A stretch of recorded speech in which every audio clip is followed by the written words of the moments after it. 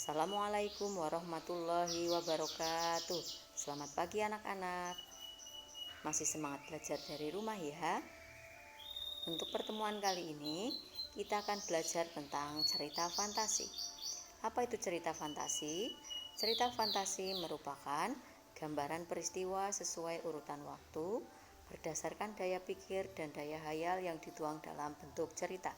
Nah, cerita fantasi ini memiliki ciri-ciri tertentu.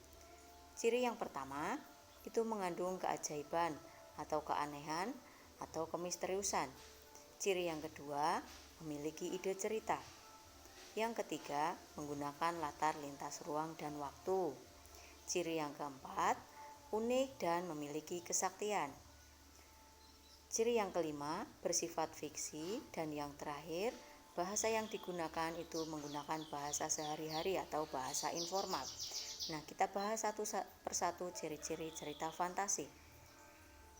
Yang pertama, tadi mengandung keajaiban atau keanehan atau kemisteriusan. Jadi, dalam cerita fantasi, ini temanya menggunakan tema magis, supernatural atau kemisteriusan. Jadi, yang diceritakan itu berupa hal-hal yang gaib, tidak dapat ditemui di dunia nyata. Contohnya adalah cerita Harry Potter yang berkisah tentang kehidupan di dunia sihir. Ciri yang kedua, memiliki ide cerita. Ide ceritanya dalam cerita fantasi itu sesuai dengan daya hayal si penulis, tidak dibatasi oleh realitas di dalam kehidupan nyata. Contohnya adalah sekelompok anak yang terdampar dalam dimensi lain. Kemudian mereka tidak dapat kembali lagi ke dimensi saat ini. Ciri yang ketiga, menggunakan latar lintas ruang dan lintas waktu. Jadi, peristiwa yang dialami oleh tokoh dalam cerita fantasi ini terjadi pada dua latar, yaitu latar yang masih ada dalam kehidupan sehari-hari dan latar yang tidak dapat ditemukan dalam kehidupan sehari-hari. Jadi rangkaian peristiwanya menggunakan berbagai latar yang menerobos dimensi ruang dan waktu. Contohnya tadi adalah cerita Harry Potter. Contoh lainnya adalah misal sekelompok anak yang sedang berwisata kemudian terdampar pada zaman Belanda.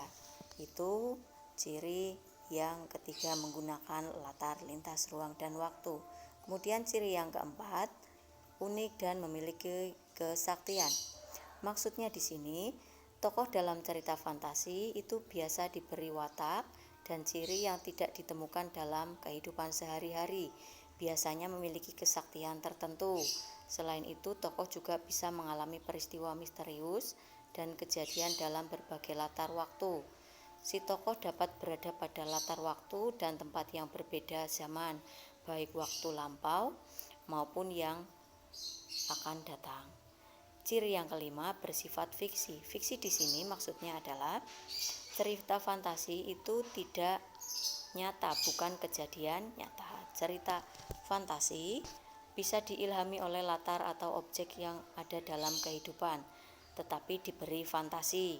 Contohnya adalah latar dan objek cerita karangan Joko Lelono, diilhami dari hasil observasinya terhadap Desa Wulingi dan kehidupan pada zaman Belanda.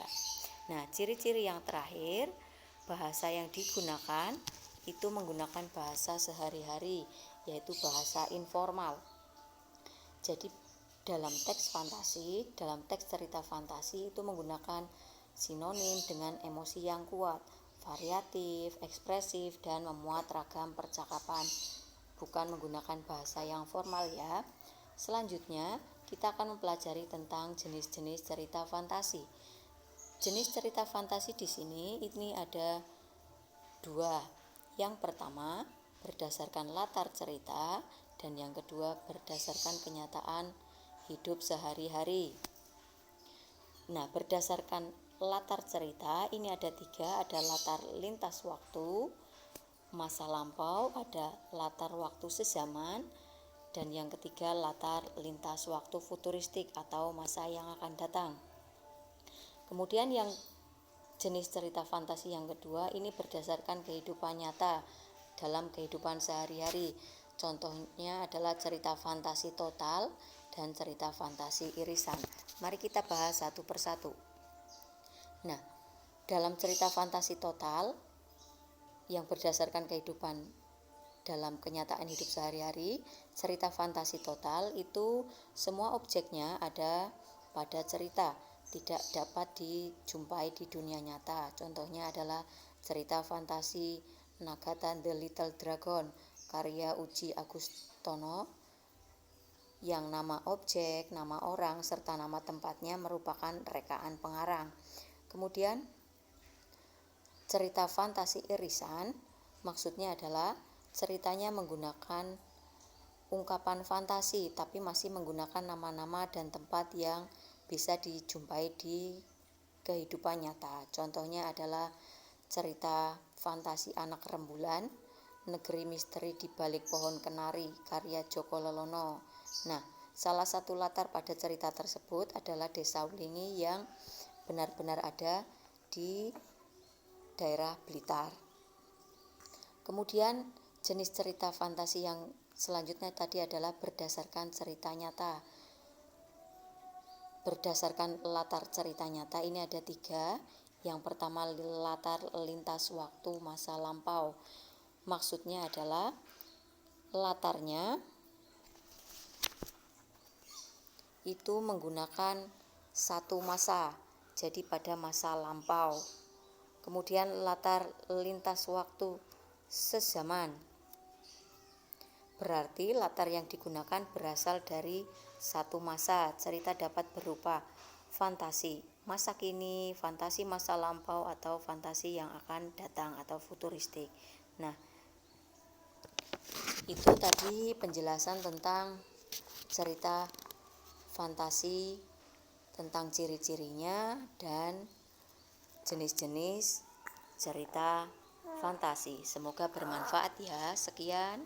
Jangan lupa subscribe dan like di channel saya. Terima kasih. Assalamualaikum warahmatullahi wabarakatuh.